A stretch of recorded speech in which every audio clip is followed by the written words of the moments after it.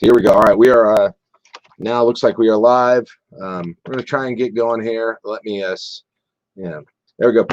So for everybody who's joining us right now via the video stream, and we'll be recording this as well. Having some big technical difficulties today over the radio, and so we are going to stream some of this audio here in video live and record it back. And I want to start right away. You guys rolling on this, by the way? You good? All right, let's go. So. We got Police Chief Jeff Leimeister is scheduled to join us on the show today, and he still is here by phone. Chief, can you hear me okay? All right, good. Good morning, Chief. Thank you for giving us a few minutes on what's obviously a very busy time. Wondering if you could kind of just update us. I'm sure the vast majority of people were watching and paying attention to what was happening into the evening hours. Give us an update on the overnight hours in downtown Lincoln.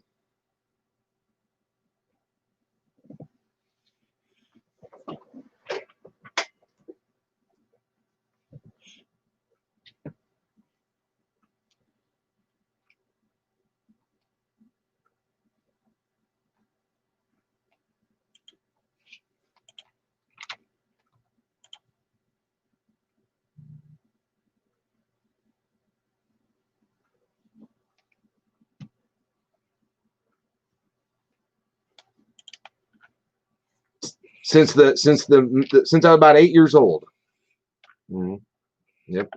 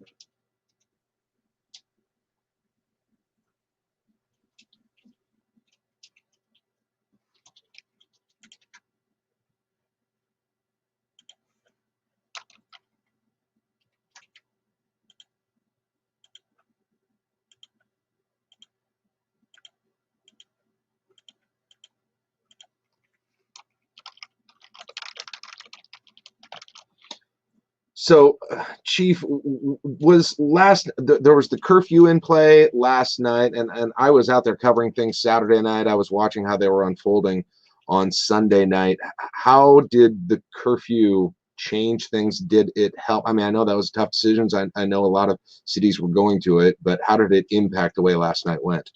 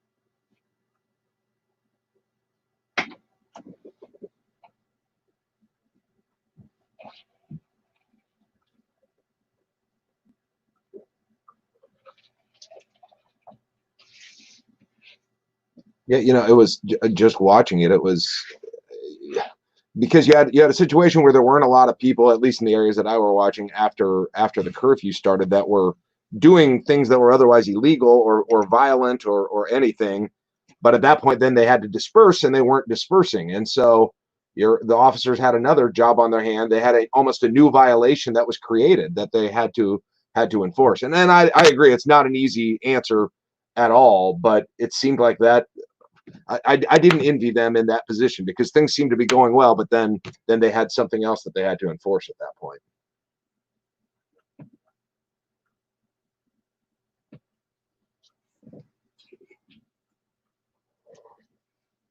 Right.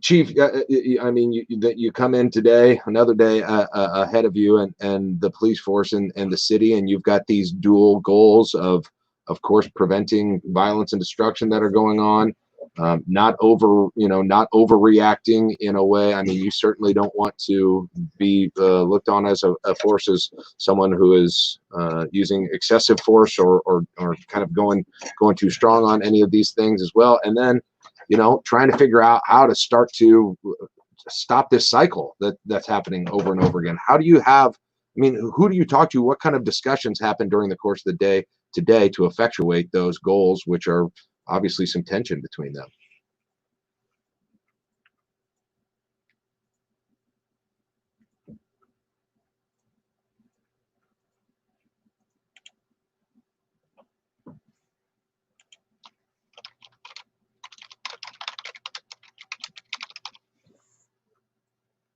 But then I talked about those informal flags. Nobody can hear Blindmeister. I know. I just replied to someone. I said we're recording it as well. That we're going to share. They're sharing a perspective that I'm not seeing living in the silo of policing. Also working with the mayor's office, with the governor, to know, are we finding that right balance? And is there other measures that we put in place, or not renew the curfew, what the effects of the ban? Those will all be part of today's conversation, and it's an opportunity. The people, the chief, the people that are out there obviously are demanding change, and you referenced that, and you've been clear about that, and you've been clear about what happened in Minnesota though, as well. But what is there? Is there more that needs to happen? I mean, in Lincoln, in policing, are you hearing requests? Are you hearing things from these people who are upset right now? And you even said rightfully so about what's happening here and what needs to change here. And are there ways that you think that can happen? How is that conversation going right now?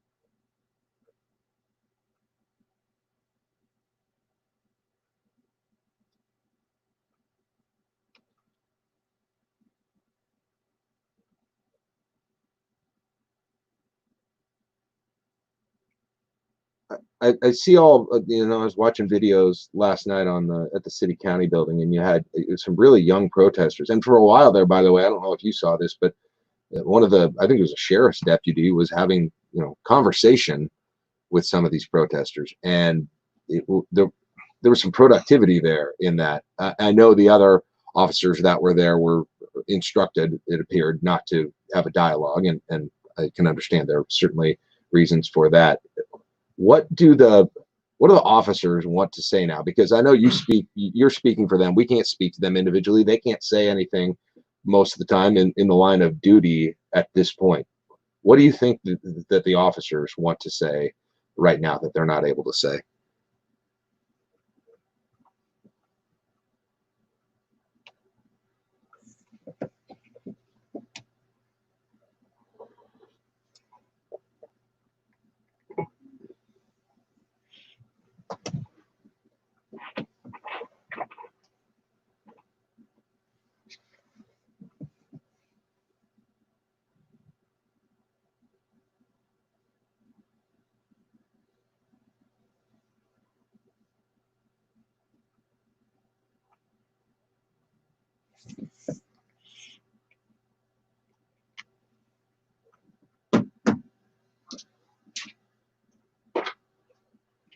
Kellan. Right.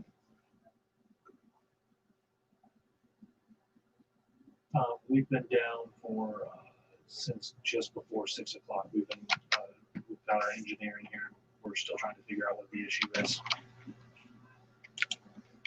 Yeah, that's what we've been saying as well. We are right now recording an interview with Chief Blindmeister, and we're continuing on Facebook Live and YouTube after that. Yep, so we're going to continue there, right? Okay. Yep, no problem.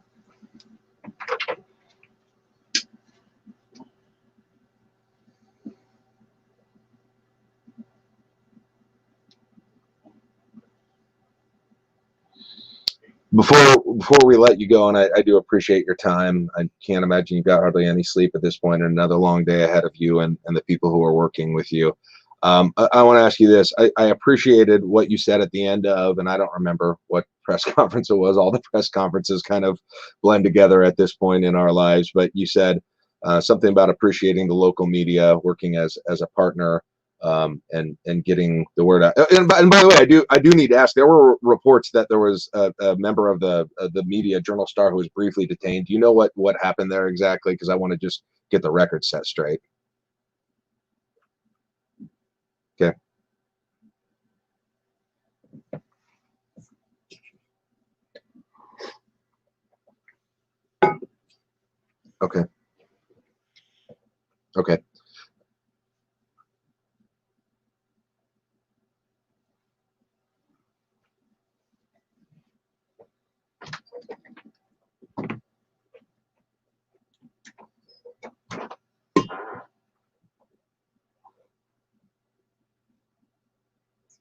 Mhm.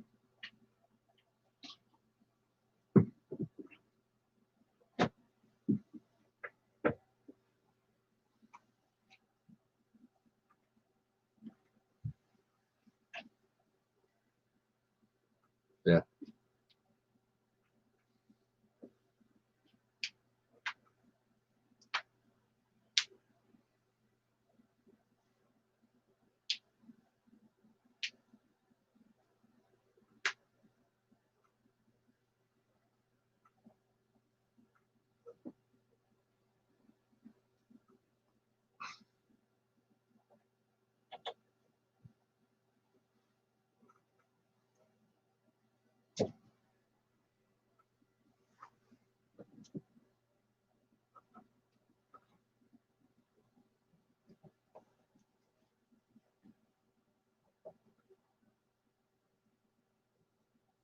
Hmm.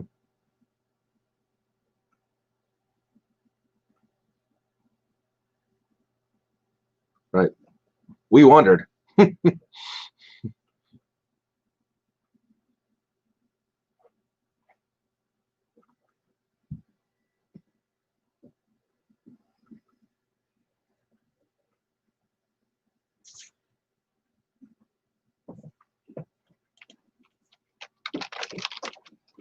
Yeah. Mhm.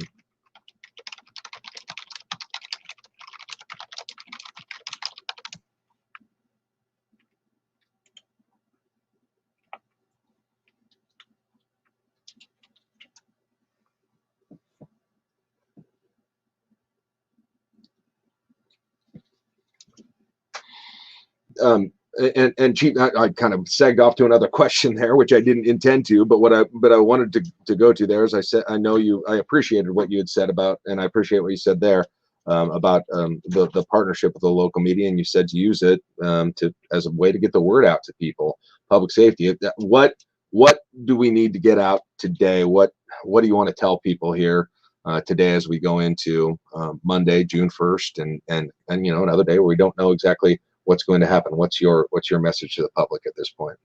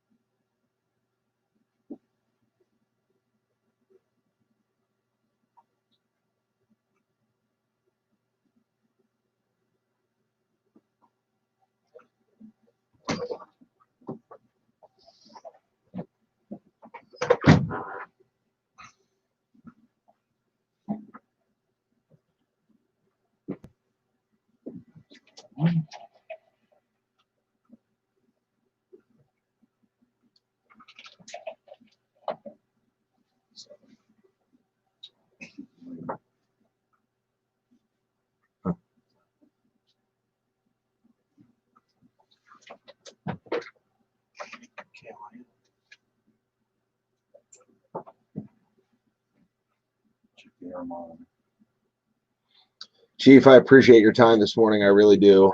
Let's keep talking. I agree with so much of what you're saying, and there's got to be a different way that we engage people that we're different with, and I think that really goes for all of us. But I think it also goes especially for people who have probably had a good situation where you've got people generally listening to you, and I think I need to realize that as much as anyone here. Appreciate it. Let us know if we can help with anything else, and I look forward to talking again, Chief.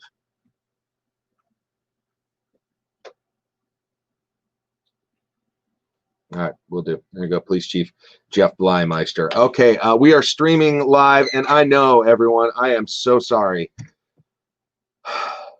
I know you're disappointed that was difficult to hear, and that we are not on the radio or streaming, and I feel your pain. I can't stand when that happens with my favorite radio show, and I will tell you what, there haven't been many days on radio that I don't know if looking forward is the word, but having spent the weekend thinking about getting on the air, and these guys that I'm working with, Kaleb and Kellan and Mark and William, and having worked this weekend to be able to explain what was happening and give some thoughts on it and be out there, all of us, all four of us, Kaleb, Kellan, William, myself, we were all out there. We all saw different parts of this, and we were so looking forward to telling you about it. And weren't able to at the start of the day. So we understand your frustration. It's felt pretty deeply right here today. They are working all around me right now, as you can see, to try and get this thing running. I don't know if and when we'll be back on the air. If we go back on the air, I'm not sure if we'll keep going with this or switch it off. We'll have to start to get some spots in at this point. But hopefully you can all hear me now. I know you couldn't hear the chief. I believe we have that recorded, and guys, and I am doing this and talking and trying to hear people on all sides of me telling what's going on right now. So I apologize if that ever kind of makes it clear that I've got my attention divided right now. Kellan, let's see, can you pop on here for a second? All right, are we going to be able to post the audio of that interview with the chief? Yep. It was, boy, please listen to it.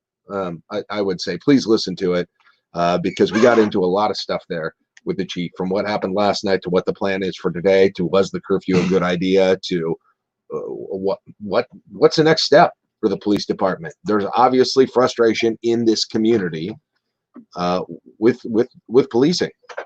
What do we do?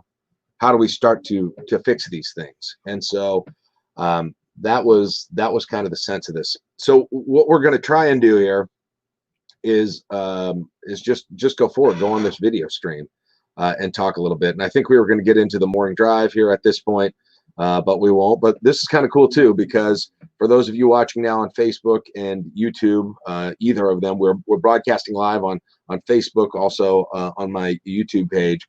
If you comment, I can see your comments, and so I appreciate that for all of you. And I should take down the banner now, because we're not speaking with Jeff Blymeister anymore. And Kaleb, I can let's see. You want a link on here so people can see you or not? Yeah. I'll send you. I will send you. Well, I think I'm backstage right that now. link. Unless I'm I'm backstage for the Walk of Shame link. Yeah, you must be on the Walk of Shame one. How did you get the okay, good. No, I don't see you here. You're not backstage on this one. So come backstage so we can talk to you and get some thoughts from you on everything. And maybe I had this whole thing ready to say at 6:35 today. And man, I started to try and write it out last night. I did. Because I wanted to say, man, there was a lot of pressure to say something profound, and I didn't have it. I got home on Saturday night after midnight, watching what was happening in the streets, and I felt kind of hopeless. Not because of my personal situation, but I didn't have solutions, and I don't know that I do now. I mean, but watching all of that, even if you thought what people are doing, what the cops are doing are wrong or right, or you think what the protesters are doing are wrong or right, even if you're confident in that, which I don't know that I am, how do you know how to get out of this situation? How do you even transform that thought about who's right and who's wrong into some actual action? I sat there and I wanted to, tell something profound to my son about it, because he's been watching all this closely as well.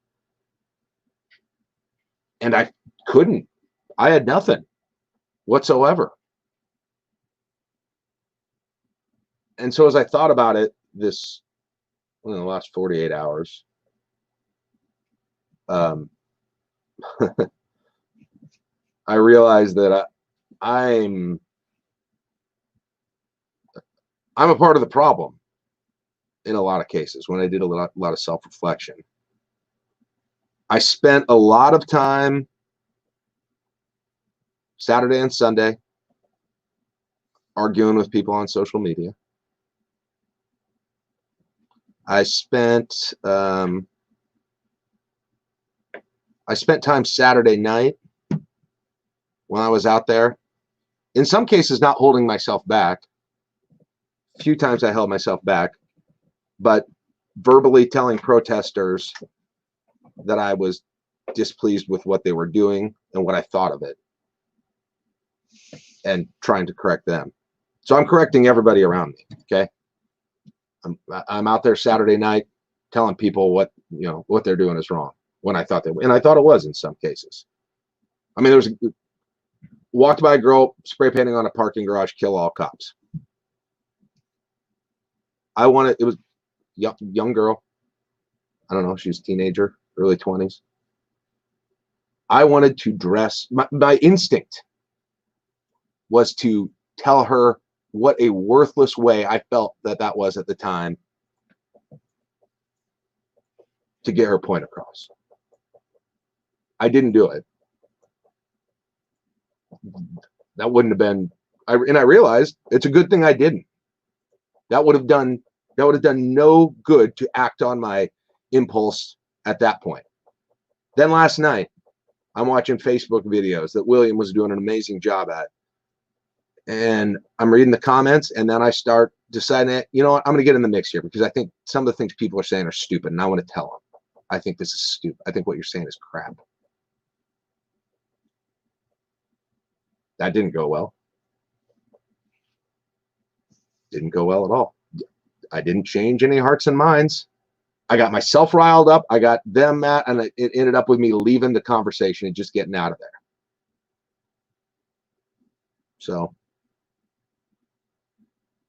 I finally learned something.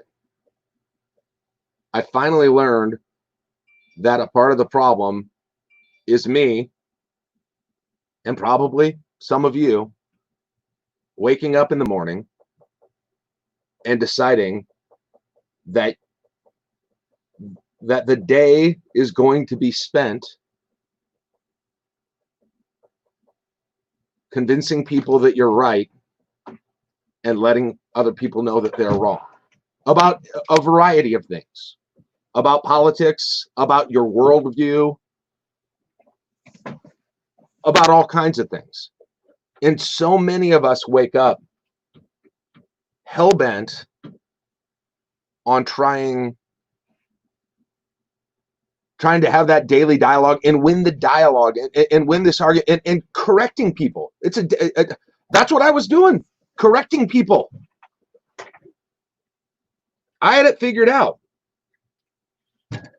And when you're correcting people constantly, you know what you are not ever, ever, ever doing? If you're in a mode of correction to spread the gospel of the truth inside of your head, you are never, ever listening. Ever. You're not listening. And you know why people are mad? What is every complaint, justified complaint, that you hear on almost anything? Whether it's what's happening on the streets right now, whether it's when people are trying to affect huge political change in other ways, electing people we don't like, it's that they say we are never listened to. Never. We never get listened to. And you know what? They're all right. They're correct. Not a one of us is, me neither. We wake up on a mission to promulgate and correct what we think is right, and there's no fault in trying to achieve what is right. Don't get it wrong here. Don't get this twisted. I'm not saying that there's this relativist world and everyone's truth is anyone's, whatever you believe is true. No, that's BS. That is not at all what I'm saying right now.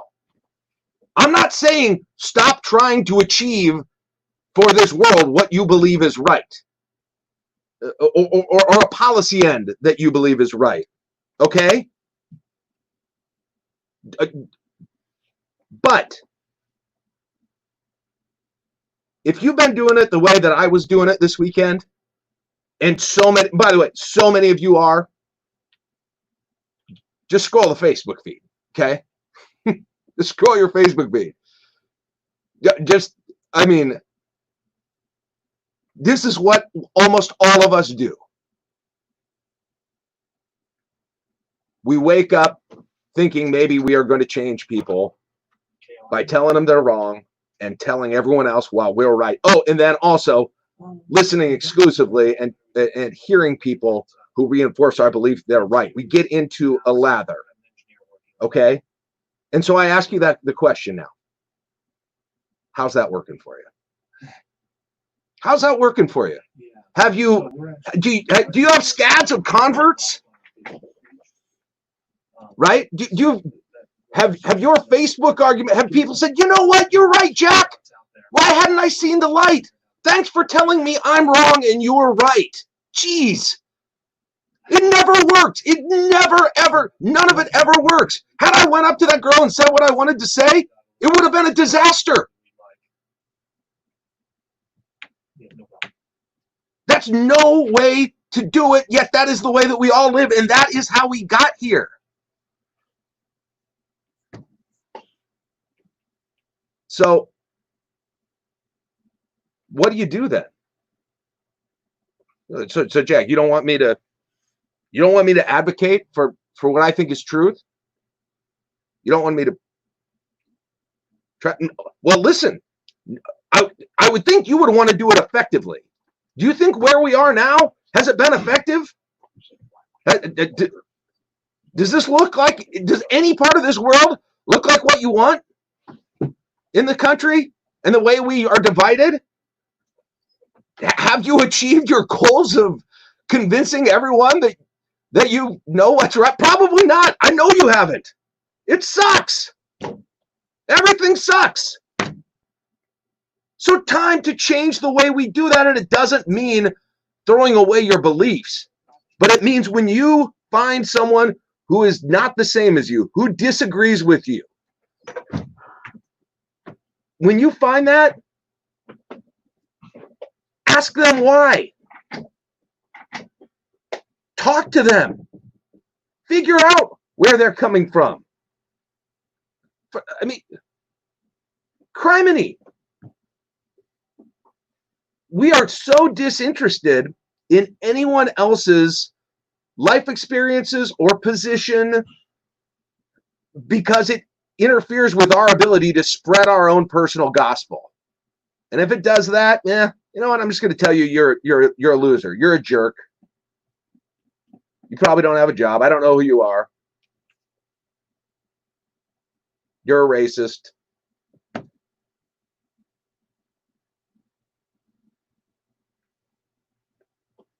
But we all know it.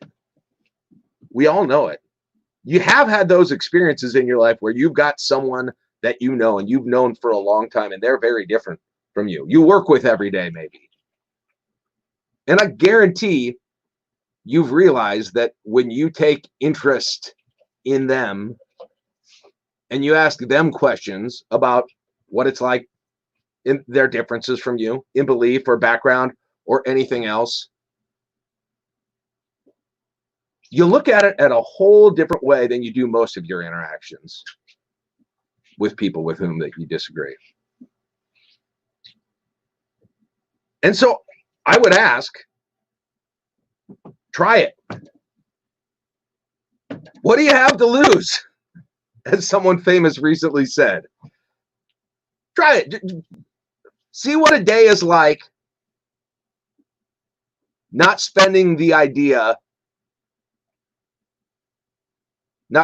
day, I should say, pushing the argument for what you believe. And it doesn't mean abandoning it, but it means not spending the time telling people that they're wrong and you were right. Try it. And if somebody tells you you're wrong, instead of saying, no, you're wrong, here's why, say, okay, why do you think that? Who are you?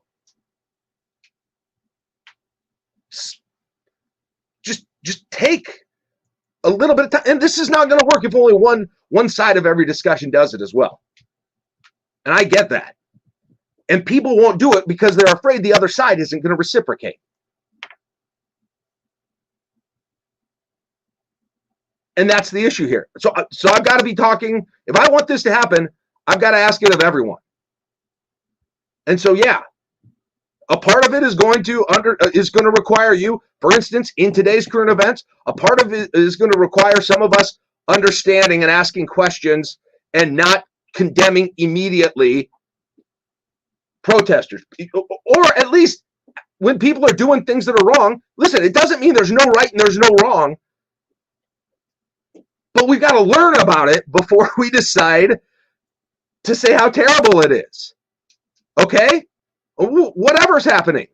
If you want to fix it, you've got to, sitting here, I can't understand why we haven't realized how ineffective the way that we do things is and try and affect change. But on the other side of it, you've got to have two sides of this as well. And I'll say this. Yeah. It's not that there's nothing right, nothing wrong. And it's not that what happened in Minnesota was right. It wasn't. But there's also a part of it where you've got to understand what being a police officer is really like and why the things happen that are happening. And there's a lot that goes into it. Heck yeah, systemic racism is a thing, but there are a lot of reasons why these things are happening. And unless you're interested in knowing them and what is happening in these people's lives and jobs, you're not going to get the full picture. And you're going to have this point where that's me showing the clash that's happened by every side feeling like they're never listened to.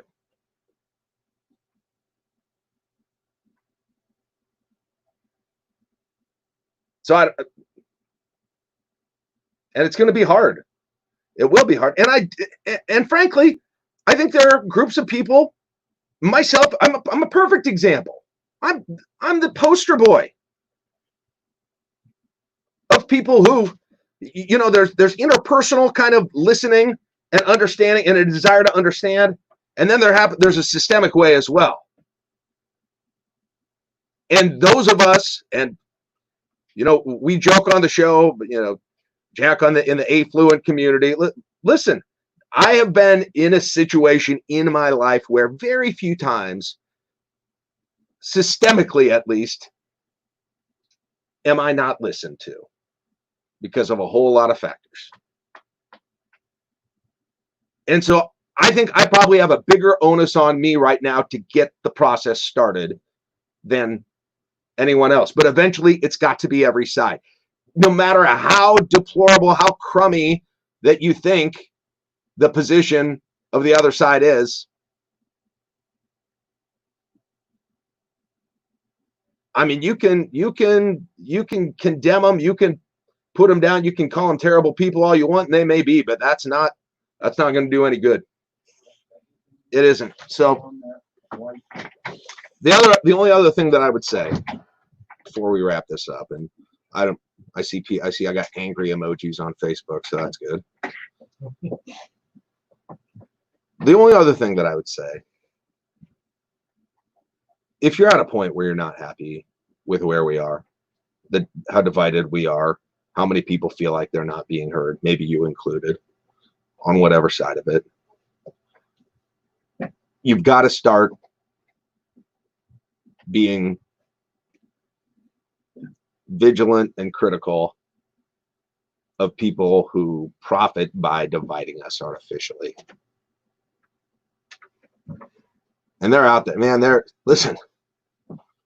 They are out there. There's a lot of profit. I mean, we're all so addicted to this self-confirmation, to this world where we can go out there and tell everybody they're wrong and then hear people that we think are authorities tell us we're right. I'm the same way. I love it too. It's a great, it's become a drug to all of us. And so we got people who are profiting off of it all the time because that can naturally divide. And I see what you guys are doing here. I'm gonna finish this though. This divide is something that's profitable for people because they want it. And we got to get on the air. And so I have to wrap this up, unfortunately. Oh man. We're on the air. Here we are. We're on the air. That's just was glad to be back on the air.